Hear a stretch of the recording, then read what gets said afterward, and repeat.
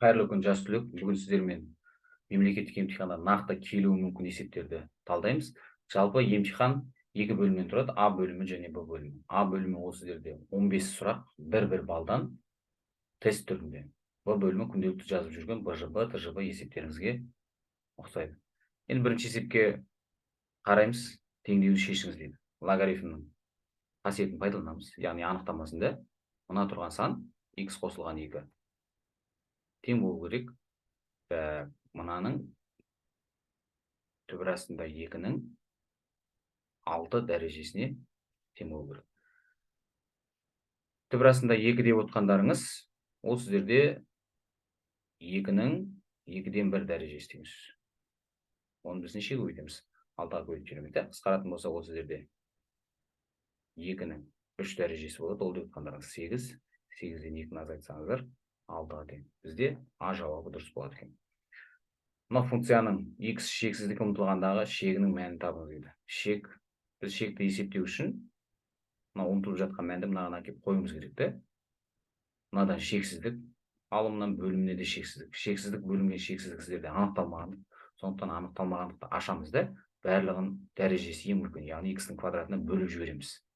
4x квадратты x квадратқа бөлесіздер. Минус 5x-ті x квадратқа бөлеміз. Қосылған бірді x квадратқа бөліп жібересіздер. Бөлімде де дәл сол сияқты. Барлығын x квадратқа бөліп шығамыз.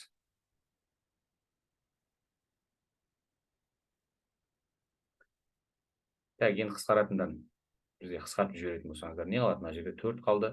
Шексіздікті орнына алып келіп қоясыздар. Сан бөлінген шексіздік ол 0-ге тең болады. Сан бөлінген шексіздік 0-ге тең. Мынау да 0-ге тең. Мынау да 0-ге тең. Сонда бізде не қалды? 4 қалды, бөлінген 1. Ол деп отқандарыңыз 4-ге тең. Сонда жауабы, С жауабы дұрыс болады екен. Үшінші сұраққа қараймыз. Өрнектің мәнін табыңыз дейді. Алдымен біз өрнекті ақшамдап жазып алайық. 81-дің 4-тен 3 дәрежесі көбейтілген А-ның минус 3-тен 2 дәрежесін біз 4-тен 3-ке көбейтеміз. Сонда сіздерде 81 деп отқандарыңыз 3-тің 4 дәрежесі, оны 4-тен 3-ке көбейтесіздер. Мына екеуі қысқарып, А-ның неше дәрежесі шығады? Минус 2-ден 1 дәрежесі болады екен. 4-пен 4-ті қысқартып жіберсеңіздер 3-тің кубы, минус 2-ден 1 дәрежесі деп отқандарыңыз, минус түбір астында, 1 бөлінген түбір астында А деген сөз. 3-тің кубы сіздерде 27 көбейтілген А-ның орнына келіп нешені қоямыз? 81-ді қойып жібереміз. Түбірден шығаратын болсаңыздар 9-ға тең. 27-ні 9-дан 1-ге көбейтсеңіздер нешеге тең болады? 3-ге тең болады. Ол деп отқандарыңыз Д жауабы дұрыс болады деген сөз. 4-ші есепке қараймыз. Логарифмді есептеңіз дейді. Енді 64-тен 1-ді біз 4-тің дәрежесі түрінде жазып аламыз. 4-тің минус неше дәрежесі? 3 дәрежесі. Сонда ол деп отқандарыңыз нешеге тең екен? Минус 3-ге тең болады екен. Бұл деп отқандарыңыз А жауабы дұрыс болады деген сөз. 5-ші есепке қараймыз. Теңсіздіктің ең үлкен бүтін шешімін табыңыз дейді. 5-ші есепті мен мына жерге жаза берейін. 0,2 деп отқандарыңыз 10-нан 2, оны қысқартатын болсаңыздар 5-тен 1. Осының 3x плюс 4 дәрежесі артық 25 деп отқандарыңыз 5-тің квадраты. 5-тен 1 деп отқандарыңыз 5-тің минус 1 дәрежесі. Минус 1-ге көбейтетін болсаңыздар минус 3x минус 4 дейміз. Артық 5-тің квадраты. Енді негіздер бірдей болғандықтан біз келесі түрде жазғанымызда минус 3x минус 4 артық 2-ден. Минус 3x сіздерде артық минус 4, 6. Минус санға бөлгенде біз не істейміз? Таңбасын ауыстырып жібересіздер.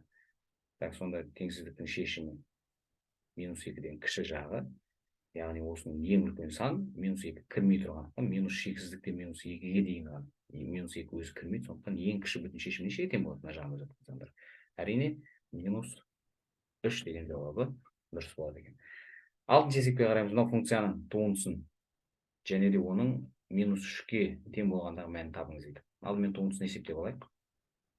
3 алдына түседі, сіздерде 18 болып көбейтіледі. X-тің 1 дәрежесін азайтып тастаймыз, минус 2. Енді орындарына әкеп қоямыз. туындының орнына келіп минус 3-ті қойып шығамыз. 18 көбейтілген минус 3-тің квадраты ол 9-ға тең минус 2. 18-ді 9-ға көбейтесіздер. Одан нешені азайтамыз? 2-ні азайтып жібереміз. Енді мынаны сіздер есептеп аласыздар. Комментарийға жауабын жазып кетеміз. 6-шы сұрақтың жауабы деп. 7-ші сұрақ, қорапшада 7 ақ және 11 қызыл шар бар. Қорапшадан кездейсоқ алынған бір шардың қызыл болуының ықтималдылығы дейді. Енді ықтималдылықтың жалпы формуласы қандай еді? N бөлінген N. Керекті жағдайын жалпы санынан бөліп жібересіздер. Бізде жалпы саны 7 және 11, ол сіздерде 18-ге тең қосып жібересіздер. 7-ге 11-ді. Бізден сұрап тұрған қызыл шарлардың ықтималдылығы да, оны 11-ге бөлеміз. Болды, ол сіздерде оға жауабы дұрыс болады деген сөз. Жарысқа 12 спортшы қатысты, бірінші және екінші немесе үшінші орындардың неше жолы бар дейді. Орындалуы. Бұл жерде нені қолданамыз? Бізде орналастыруды, бірінші және екінші, үшінші орындарға орналастыруымыз керек. Яғни сіздерде орын тәртібі маңызды. Бірінші орын, екінші орын бір-біріне ұқсамайды. Егер де ұқсайтын болса, үш кезекшіні таңдап алып, бір-бірімен должностар бірдей болатын, сонда теруді қолданасыздар. Бұл жерде біз 12-ден үшеуін орналастырамыз. Формула бойынша 12 факториал, 12-ден 3-ті азайтамыз, ол сіздерде 9 факториал. 12 факториал деп отқанда 12-ге дейінгі сандардың көбейтіндісі. 9 факториал деп отқандарымыз 9-ға дейінгі сандардың көбейтіндісі. Мұны екеуі қысқарады, сонда мынау 11 мен 12-ні көбейтсеңіздер сіздерде 132, 132-ні 10-ға бөлсеңіздер 1320 деген жауабы дұрыс болады екен. 9-шы есепте есептеңіз дейді. Егер де ол тангенс пен синус болатын болса, минус алдына шығып кетеді, мәнін таба саласыздар. Кері тригонометриялық функцияларды. Ал косинус пен котангенс болатын болса, пи азайтылған арк котангенс 1. Ол сіздерде пидан пи бөлінген 4-ті азайтамыз. Ортақ бөлімге келтіретін болсаңыздар. 4-тен 1-ді азайтатын болсаңыздар, 3 пи бөлінген 4. Ол деп отқанымыз бізде Д жауабы екен. Функцияның анықталу облысын табыңыз дейді. Әрине, бөлімде тұрған сан 0-ге тең болмау керек. Сонда x-іміз нешеге тең болмау керек? 0-ге тең болмау керек. Бұл деп отқандарыңыз С жауабы. 0-ден басқа барлық нақты сандар. Ең кіші 10 периодын табыңыз дейді. Мынау тұрған ішіндегі аргументінің коэффициентін периодты табу үшін 2 пиді соған бөліп жібересіздер, 2-ден 1-ге коэффициентке. Бұл деп отқандарыңыз 4 пиға тең. Бұл бізде А жауабы дұрыс болады деген сөз. Алғашқы функциясын табыңыз дейді, яғни интеграл есептейсіздер. Мынаған бір дәреже қосып жібереміз, соған бөлесіздер. Қосылған 5х. Қосамыз С. 6 мен 2 қысқарады, 3х квадрат, қосылған 5х, қосылған С деген жауабы дұрыс болады екен. Функцияның графигінің теңдеуін көрсетіңіз дейді. Қиылысып жатқан нүктелердің мәнін алайық. 0-де минус 1. Мынау нүктесін ала салайын. 2 пида минус 1 деген мәнге тең болу керек. Мынау ненің мәні? Мынау x-тің мәні, мынау y-тің мәні. Мынау x-тің мәні, мынау y-тің мәні. Орын алып кеп қоя салғандарыңыз дұрыс болады. Біріншісіне көрейік. Синус x-тің орнына 0-ді қоямыз. Минус 5 тең болу керек нешеге? Минус 1-ге тең болу керек. Синус 0-де 0-ге тең, минус 5 минус 1-ге тең бола алмайды. Сондықтан мына жауап дұрыс емес. Бұл жауабын тексеріп көреміз. 2 косинус x, яғни косинус 0 минус 5 тең болу керек минус 1-ге. Косинус 0-де 1-ге тең, 2-ден мына жерде минус 3 екен ғой, минус 3 екен. Мынау минус 3. 2-ден минус 3-ті азайтатын болсаңыздар, минус 1-ге тең. Біріншісі сіздерді теңдеуді қанағаттандырып тұр. Екіншісін қараймыз. 2 косинус 2 пи, x-тің орнына келіп 2 пиді қойып жатырмыз. Тең болу керек минус 1-ге. Минус 3-те, минус 3 тең болу керек минус 1-ге. 2 пида 1-ге тең. 2-де минус болып, мынау сіздерде қанағаттандырып тұр. Сондықтан жауабы В жауабы болады дейсіздер. Мынау 3-ге 4-ті тексеріп көріңіздер. Ол сіздерде жауабы бола алмайды. 14-ші есепке қараймыз. Өрнектерді ықшамдаңыз дейді. мынаның дәрежесінде сіздерде 1 бар деген сөз, негіздері бірдей болып тұрғандықтан біз не істейміз? Қосып жібересіздер де 2-ден 5-ке 1-ді қосамыз. Минус 2-ден 3. Ортақ бөлімге келтіретін болсаңыздар. Мына жерге 2-ден, сонда 2-ден 7 болады. Бөлімде x минус 2-ден 3. Негіздер бірдей, азайтып жібересіздер. 2-ден 7 азайтылған минус 2-ден 3. Сонда сіздерде ол плюс болып кетеді. 2-ден 3. Ол деп отқандарыңыз 2-ден 10. Қысқаратта x-тің 5 дәрежесі деген жауабы дұрыс болады екен. Ол бізде D жауабы. Тақ функцияны көрсетіңіз дейді. 15-ші сұрақта сіздерде. X-тің 6 дәрежесі ол сіздерде жұп. X-тің 4 дәрежесі жұп. X-тің кубы бізде тақ. Синус бізде тақ. Тек қана косинус қандай бізде? Жұп. Қалған функциялық тригонометриялық функциялардың барлығы тақ болады. Тек қана косинус жұп. Еске сақтап аламыз. 16-ші сұраққа келдік. 16-ші сұрақта не дейді? Мынау берілген функцияны мынау түрде жазуға болатынын көрсетіңіз дейді. Бірінші берілген жазып қойын. Синус x қосылған 4 косинус x-тің квадраты дейді. А плюс b-ның квадратын біз ашып алайық. Яғни а квадрат плюс 2а болады. Синус квадрат x қосылған. Мен 4 алдына жазып қойын, қазір формулаға сәйкес келу үшін. 2 а b. b деп отқандарыңыз косинус x. Қосылған b квадрат, яғни 16 косинус квадрат x. Мынау сіздерде синус 2x-тің формуласы. Синус квадрат x қосылған 4 синус 2x болады. Косинус квадрат x-ті біз не түрінде жазамыз? Синус квадрат қосылған косинус квадрат 1-ге тең. Косинус квадрат 1 азайтылған синус квадрат түрінде жазаламыз. Сонда сіздерде 16 азайтылған 16 жақшаны ашып жібердім де мен сразу. Синус квадрат түрінде жазаламыз. Мынау сіздерде 1 азайтылған синус квадрат деген сөз. Жақшаны ашатын болсаңыздар, мынаған тең болады. Енді біз ұқсас мүшелерді біріктіреміз. 16-ның өзін жазып қояйын. Минус 15 синус квадрат x болады. Қосылған 4 синус 2x. 16-ның өзін мен жазып қояйын. Минус 15. Дәрежесін төмендету. Синус квадрат x деп отқандарыңыз ол 1 азайтылған косинус 2x бөлінген 2 деген сөз. Формула. Дәрежесін төмендету формуласы. Қосылған 4 синус 2x-тің өзін жазып қоямын. Енді біз мынаны ашып жазып алайын. 16 азайтылған. 15 бөлінген 2. Минус пен минус плюс болып кетеді сіздерде. 2-ден 15 косинус 2x. Плюс 4 синус 2x. Ортақ бөлімге келтіреміз. 32-ден 15 азайтатын болсаңыздар. 17 бөлінген 2. Қосылған. 2-ден 15 косинус 2x. Қосу 4 синус 2x. Бізде жауабы мынамен сәйкес келіп тұрды. Екінші сұрағына өтеміз. Мынау өрнектің мәнін табыңыз дейді. Интеграл есептеуіміз керек. Мен жалғастырып жаза берейін. Пи бөлінген 2.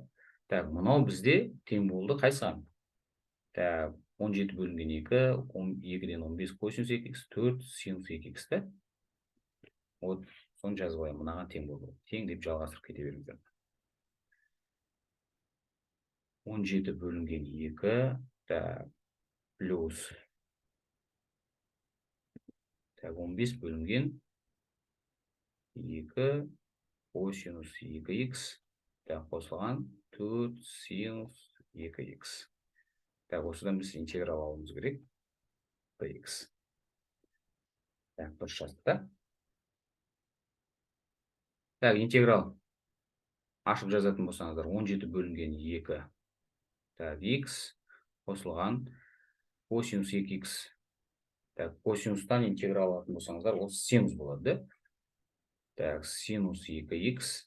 Так, алдындағы мынау 15 бөлінген x-ін жазып қоямыз. Так, мынадан туындалып, оған бөліп жіберуіміз керек. 2x-тан туындалатын болсаңыздар 2, оны бөлетін болсаңыздар, так, мына жерде 4 болады, да? Синус 2x-тан интеграл алатын болсаңыздар 4 минус мен косинус 2x. Так, мынау 2x-тан туындалып 2-ге бөліп жібереміз. 2x-тан туындалсаңыздар 2, 2 бөлсеңіздер, мына жерде сонда қандай болады? 2 болады екен, да? 2 косинус 2x. Так, енді мәндерін қоямыз. Пи бөлінген 2, сосын 0 қойып шығуымыз керек.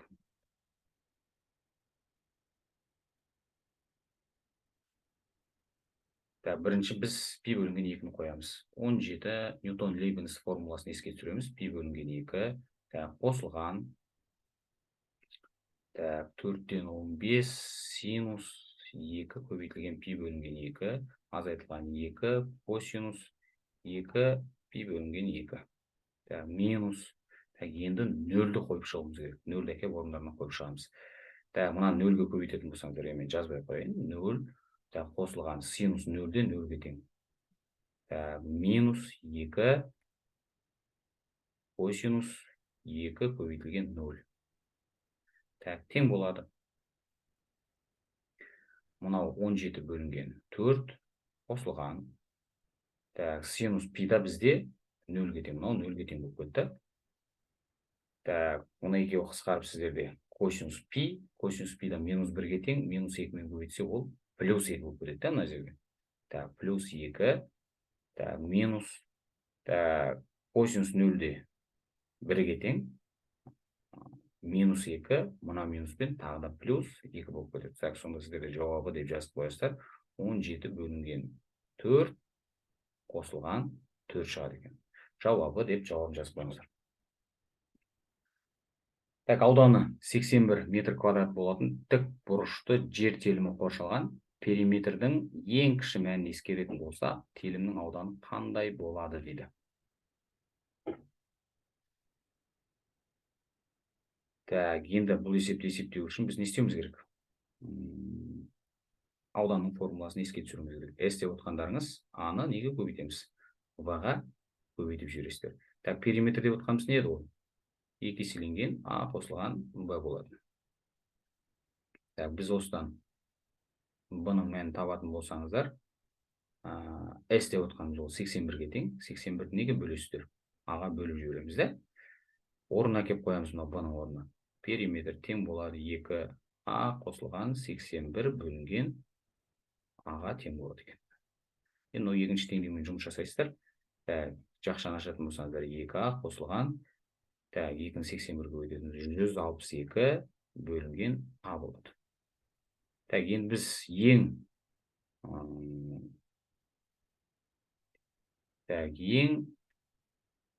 кіші периметрдің ең кіші мәнін ескерген болсақ, телімнің ауданы қандай болады? Ол үшін біз не істеуіміз керек?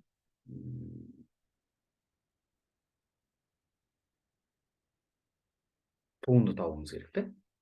Так, туынды алатын болсаңыздар, так, 2А-дан туынды алатын болсаңыздар 2, 1 бөлінген А деп отқандарыңыз минус 1 бөлінген, яғни 162 бөлінген А квадрат болады. Осыны біз 0-ге теңестіреміз. 0-ге теңестіреміз. Сонда сіздерде қандай болады? Так, мынаны келесі жаққа өткізетін болсаңыздар, 162 А квадрат. Так, 2А квадрат тең болады 162-ке. Сонда А квадратымыз нешеге тең болады? 162-ні 2-ге бөлетін болсаңыздар, 81. Сонда А-мыз нешеге тең болады екен? Плюс минус 9-ға тең болды. Так, А-ның біз мәнін таптық.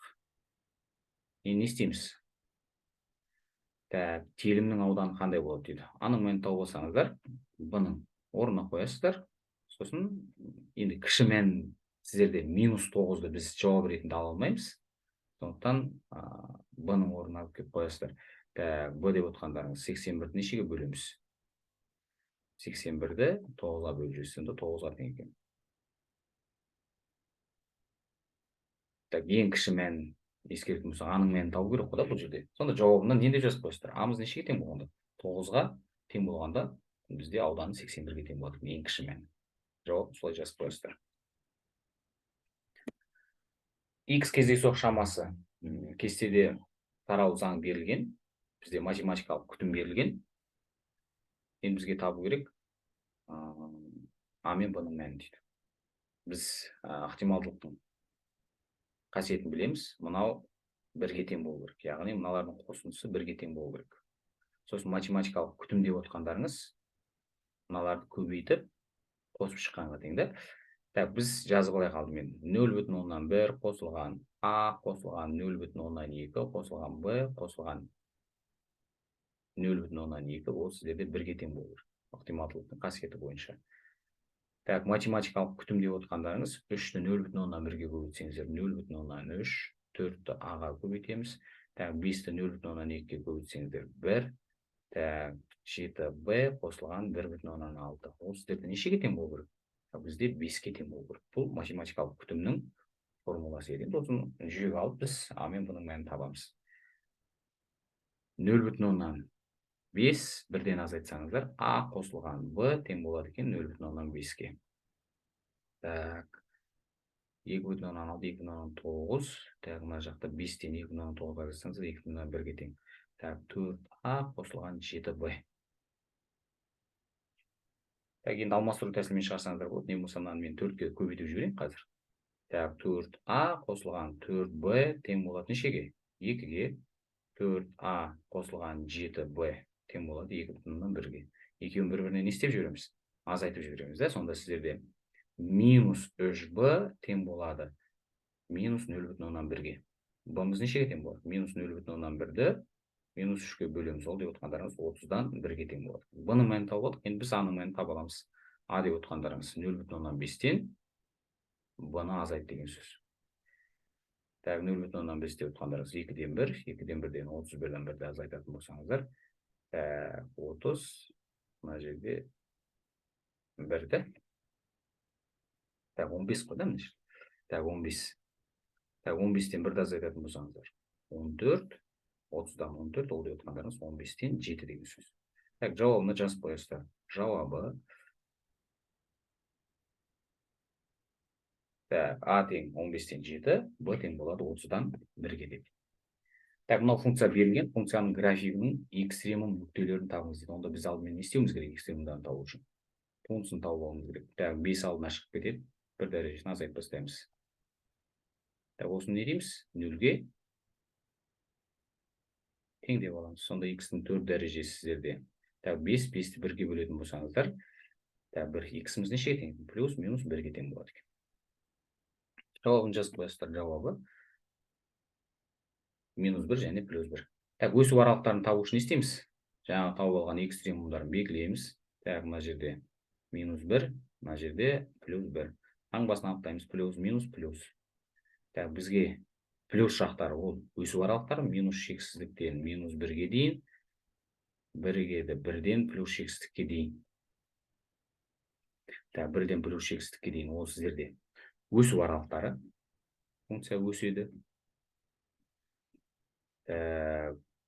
Минус 1 мен 1-дің аралығы бізде кемейтін аралықтар. Функция кемейді деп жазып қойасыздар. Максимум, минимум тап десе өсіп барады кемеген жері максимум болады, кеміп барып өскен жері минимум болады. Минус 1 сіздерде максимум, плюс 1 сіздерде минимум болады екен. Так, теңсіздікті шешіңіз дейді. Бірінші біз теңсіздіктің логарифмдік функция екен. Логарифмдік функцияда не болу керек? Мынау 0-ден артық болу керек. Және де анықтама бойынша 4 минус 3x артық болу керек сіздерде. Так, 5-тен 1-дің, мына жерде 5-тен 1 1-ден кіші болып тұрғандықтан не істейміз? Таңбаны ауыстырып алуды ұмытпаймыз. 5-тен 1-дің минус 2 дәрежесі екен. Болды, енді ары қарай теңсіздік шешу. Минус 3x-іміз артық болу керек минус 4-тен. Минус 3x-іміз кіші болу керек. 5-тен 1-дің минус 2 дәрежесі 25. 25-тен 4 азайтсаңыздар 21. Так, сонда x кіші минус санға бөлгенде 4 бөлінген 3. Так, x артық болып кетеді. Так, 21-ді минус 3-ке бөлсеңіздер минус 7. Так, екеуін сан өсінде белгілейміз. Так, 3-тен 4-тен кіші жағы. Так, минус 7-ден үлкен жағы. Так, екеуінің де боялып жатқан жері бізде минус 7-ден 3-тен 4-ке дейін болады екен. X тиісті деп жауабын жазып қоясыздар. Так, мынау функциясы берілген, функцияның анықталу облысын табыңыз дейді. Енді анықталу облысын табу үшін түбір астындағы функция қандай болу керек? 2 косинус x азайтылған 1 0-ден үлкен теріс емес сан болу керек.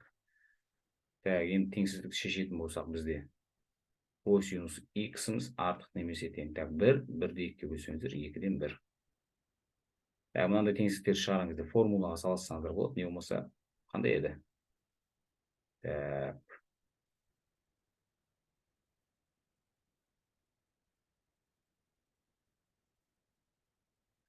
Так, мына жерде арк косинус 2-ден 1. Так, мына жерде минус арк косинус 2-ден 1. Бізге мынау аралық керек та? Артық деп тұр. Так, сондықтан сіздерде формула бойынша қандай болады? Так, кішінен бастап жазамыз. Минус арк косинус 2-ден 1-де минус пи бөлінген 3-ке тең қосылған 2 пиен. Так, x тиісті деп жазып қойыңыздар.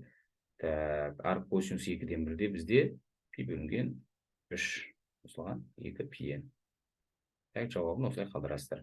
Функцияның туындысының мәнін табыңыз дейді. Так, туындысы бұл күрделі функция. Сондықтан дәрежесінен, яғни түбірден 1 рет аласыздар. Сосын ішіндегі функциядан 1 рет аламыз. Так, түбір астында x-тен туындалатын болсаңыздар қандай болады? 1 бөлінген 2 түбір астында x еді ғой. Яғни 2 косинус x азайтылған 1. Так, енді біз ұмытпаймыз, көбейтеміз осыған. Ал мынада жаза берсеңіздер болады. Ішіндегі тұрған функциядан, яғни 2 косинус x азайтылған 1-ден де туындалуды ұмытпаймыз. Бұл күрделі функция. Сонда сіздерде қандай болады? Так, косинустан туындалатын болсаңыздар минус 2 синус x. Так, бөлімде 2 косинус x азайтылған 1. Так, 2 мен 2 қысқарады, сонда сіздерде минус синус x. Так, бөлімде сіздерде косинус x азайтылған 1. Так, жауабы деп осыны жазып қоясыздар. Так, келесі есепке қараймыз. Мынау сызықтармен шектелген фигура берілген. OX өсінің бойымен айналдырғанда шыққан фигураның көлемін табыңыз дейді. Так, бірінші біз фигура қандай болады екен? Елестетіп салып алуымыз керек. Так, бұл параболаның тармағы төмен қарайды. Так, енді сіздер әдемілеп саласыздар менде. Так, үшбірлік жоғары көтерілген. 1, 2, 3. Төбесі осы жерде, параболаның тармағы төмен қарайды. Так, мына жерде қиылыс нүктелерін тауып алуымыз керек. Так, мынау x өсіп, мынау y өсіп болсын. Так, бізге тап деп тұр. Мынау боялған бөліктің ауданы. Мынау аралықтың сіздерге ауданын табу керек. Ол үшін не істейміз? Мынау y-тардың мәнін теңестіріп аласыздар бір-біріне. 3 минус 2x квадрат тең болу керек 0-ге, минус 2x квадрат сіздерде минус 3-ке тең, сонда x квадратымыз нешеге тең? 3 бөлінген 2-ге тең. Так, x-іміз нешеге тең болады сонда? Плюс минус түбір астында 3 бөлінген 2-ге тең болады. Яғни мынау минус түбір астында 3 бөлінген 2, мына жағы 3 бөлінген 2 түбір астында екен. Енді осының интегралын табуымыз керек, көлемін табу үшін. Так, пиді жақшан сыртына жазып қоямыз. Минус түбір астында 3 бөлінген 2. Так, мына жерде 3 бөлінген 2. Так, мынау функцияны квадраттауымыз керек. 3 минус 2x-ті квадраттап аласыздар, осыдан интеграл аламыз. Квадраттайтын болсаңыздар. Так, 9 минус 2a. Так, 6-ны 2-ге көбейтсеңіздер, сіздерде 12x. Так, мына жерде квадраты бар, да? Плюс 4x-тің 4 дәрежесі болады, да? Так, Так, осыдан біз интеграл алуымыз керек. Так, минус 3 бөлінген 2. 3 бөлінген 2. Так, dx. Так, тең болады. Пиді жазып қоямыз. Так, Ньютон Лейбниц формуласы бойынша біз ашуымыз керек. Қазір сыймай қалайын деп тұр. 9х минус 12х-ның кубы бөлінген 3 болу керек. Так, 3 пен мына екеуі қысқарып кетеді, сіздерде 4 болады, мен сразу жаза берейін. Плюс 4х-ның бір дәреже қосамыз, соған бөліп жібереміз. Так, осының бізде не болу керек? Так, түбірасында 3 бөлінген 2 минус түбірасында 3 бөлінген 2. Енді орындарына қоясыздар. Бірінші біз мынаны қойып аламыз, да? Мынаны x-ның орнына алып келіп қоямыз формула бойынша.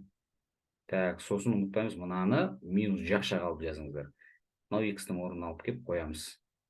Сосын жауабын комментарийға жазып қойыңыздар. Ньютон Лейбниц формуласын қолдану арқылы жауабын жазыңыздар. 22-ші есептің жауабы деп комментарийға жазамыз.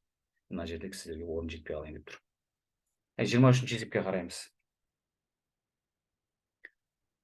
Так, 5-тің x дәрежесі көбейтілген 5-тің y 3125 деп отқандарыңыз, ол сіздерде 5-тің 5 дәрежесі болады.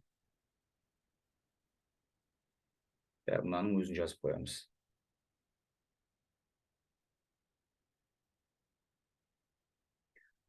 Так, енді негіздер бірдей болғандықтан біз қосынды түрінде жаза аламыз. Так, 5x қосылған y. 5-тің 5 дәрежесі деген сөз. 5x қосылған 5y тең болады нешеге? 150-ге дейді. Так, мына екеуі негіздер бірдей болғандықтан x қосылған y тең болады 5-ке деп жаза аламыз. Так, мынаны біз алмастыру тәсілімен жазып жіберейік та сразу. Так, x тең болады 5-тен y-ті азайтамыз. Сонда орын алып келіп қоясыздар мынау x-тің орнына. Так, x деп отқандар 5 азайтылған y қосылған 5-тің y дәрежесі тең болады нешеге? 150-ге дейді. Мынау деп отқандарыңыз 5-тің 5 дәрежесі ол 3125-ке тең. Так, оның минус y дәрежесі деп отқандарыңыз 5-тің y дәрежесі деген сөз. Қосылған 5y тең болады 150-ге. 150-ге келесі жаққа қойып жіберейін. Минус 150-ге тең болады 0-ге. Так, 5-тің y дәрежесін біз бір a деп алайық. Так, сіздерде сонда қандай болады? 3125 бөлінген a қосылған a минус 150 тең болады 0-ге. A 0-ге тең бола алмайды, және де біз a-ға көбейтіп жіберетін болсақ, барлығын a-ға көбейтіп жіберді, сонда сіздерде қандай болады? Мен орын алмастырып жазып жіберейін. Так, a квадрат минус 150a. Так, мынау a мен a қысқарып кетеді, сіздерде плюс 3125 тең болады 0-ге дейін болады. Так, дискриминант арқылы біз тауып алайық. Дискриминант, так, 150-дің квадраты минус 150-дің минус 4 көбейтілген 3125. Так, енді сіздер калькулятормен есептеңіздер. 3125-ті біз неше көбейтеміз 4-ке?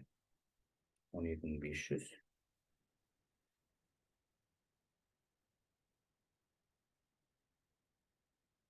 Так, сіздерде 10.000 шығады екен. 10.000 деп отқандарыңыз, ол сіздерде 100-дің квадраты. Сонда бізде A1 мен A2-ні тауып алатын болсақ,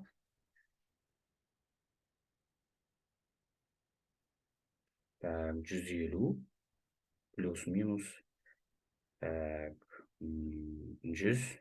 турасында дискриминант бөлінген 2. Так, 250-ді 2-ке бөлетін болсаңыздар 125. 50-ді 2-ке бөлсеңіздер 25. Біз A1 мен A2-ні тауып алдық. 5-тің y дәрежесін бізде a деп алғанымыз ол 125-ке тең болды. 5-тің y дәрежесін біз a деп алғанымыз ол 25-ке тең болды. 125 деп отқандарыңыз 5-тің 3 дәрежесі. Сонда y-іміз нешеге тең болады екен? 3-ке тең болады екен. 25 деп отқандарыңыз 5-тің квадраты, сонда y-іміз 2-ке тең болады екен. X-ті тауып аламыз. 5-тен y-ті азайтасыздар. Яғни 5-тен 3-ті азайтсаңыздар 2-ке тең. x2-ні табатын болсақ, мынау x1 болсын. 5-тен 2-ні азайтатын болсаңыздар 3-ке тең. Жауабын жазып қойасыздар. Жауабы деп астына жазасыздар. X-іміз 2-ке тең болғанда, Y-іміз 3-ке тең екен. Және де X-іміз 3-ке тең болғанда, Y-іміз 2-ке тең болады екен деп жауабын жазып қойасыздар. Соңғы есепке қараймыз. Мынау материалдық нүкте, мынау заңдылықпен қозғалып келеді дейді. Мұндағы Т деп отқандарыңыз уақыт, А деп отқандарыңыз үдеу. Осыған байланысты бізде табуымыз керек. Бастапқы уақытта жылдамдық 2 метр секунд болса, онда мынау жылдамдықтың теңдеуін жазыңыз дейді. Бізде не беріп тұр? Жол беріп тұр. Жолдан туындалатын болсаңыздар, ол не болады? Жылдамдыққа тең болады, жылдамдыққа тең болады. Мынадан туындаламыз. 12-нің алдына жазасыздар. 3 алдына түсте 36. Т-ның несі? Квадраты болады. Плюс 7. Бізде енді бастапқы уақытта жылдамдығымыз нешеге тең дейді? 2-ке тең болса дейді. Бастапқы уақытта жылдамдық 2 метр секунд болса. Не істеуіміз керек? 2-ні орындарына қойып жібересіз. Бастапқы уақытта жылдамдық 2-ге тең болса.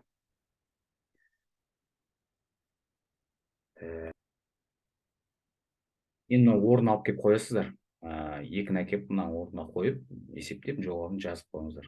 Соңғы есептің жауабы. Енді бастапқыда жылдамдық үдеуді табыңыз дейді. Үдеу бізде тең болады жылдамдықтың туындысына да. Орнына әкеп қоя саласыздар. Мынаның туындалатын болсаңыздар 36 Т квадрат плюс 7. Осыдан біз не істеуіміз керек? Туындалуымыз керек. Онда сіздерде 72 Т болады екен. Енді мынауын әкеп жылдамдықтың орнына қоясыздар. Сонымен есеп шығады екен. Оның бәрін жауабына не істейміз? Жазып қоямыз. Жалпы енді келесі нұсқа шықсын десеңіздер, жаңағы жауабын жазу керек есептерді комментарийға жазуды ұмытпаңыздар. Сонда келесі нұсқа тезірек сіздерге шығатын болады. Сау болыңыздар.